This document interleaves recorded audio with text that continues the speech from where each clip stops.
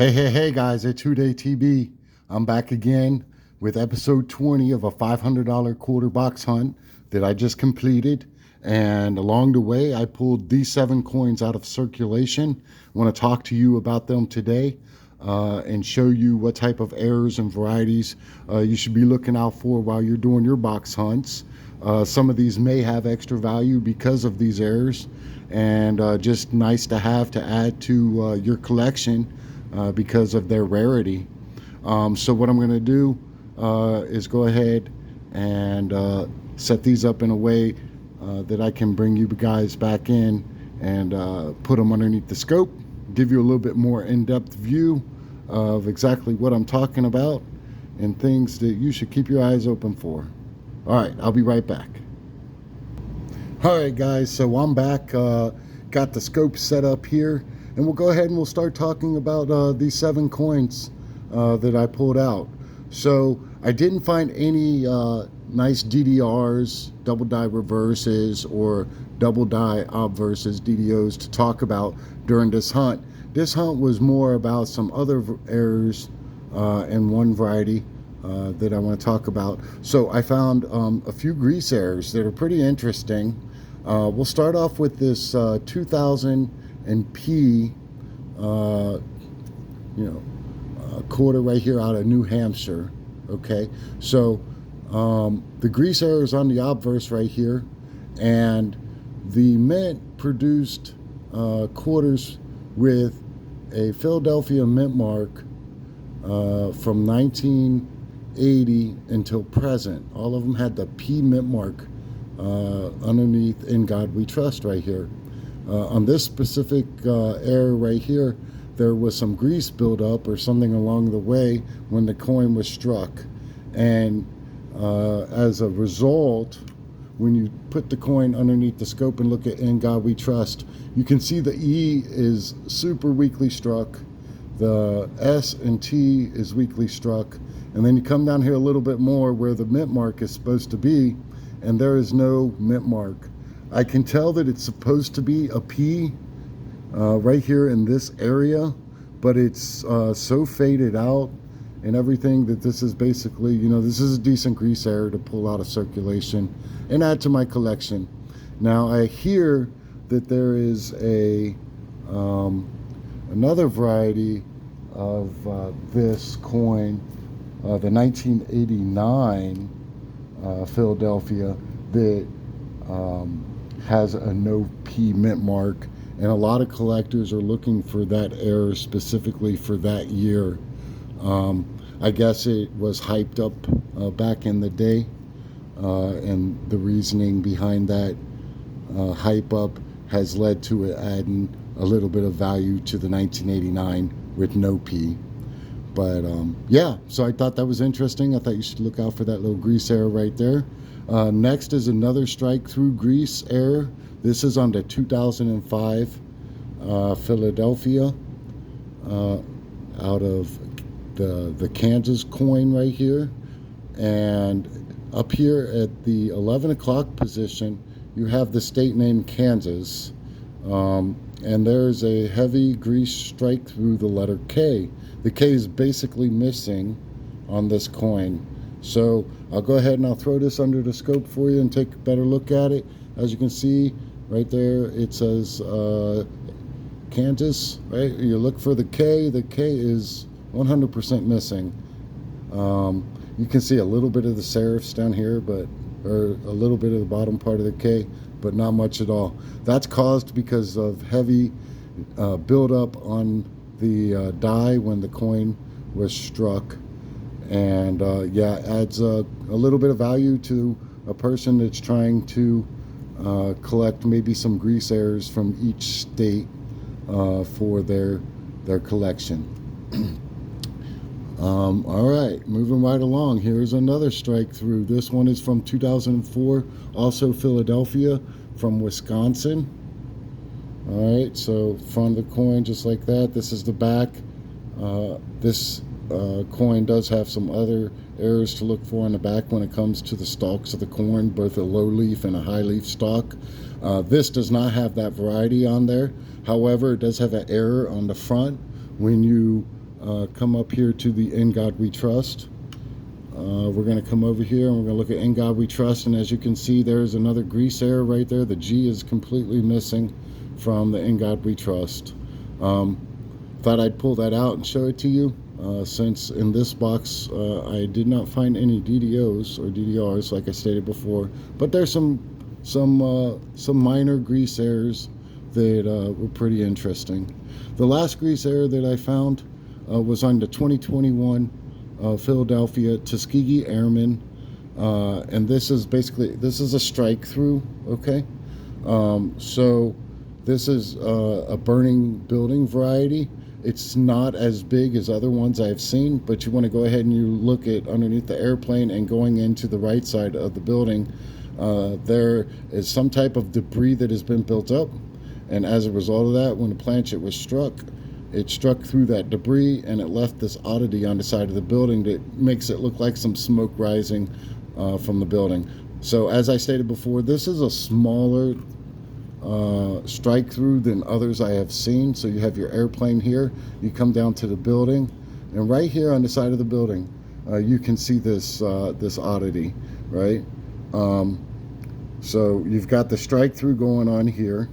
I have seen some in the past that go up, have sold when they first were found. They took out this whole part of the building right here and were selling for close to $100. So as a second way for me to kind of verify this, because I want to make sure it wasn't damaged, is when you get strike throughs on these coins, what tends to happen is as the coin is being ejected, it has feeder fingers that spit the coin out.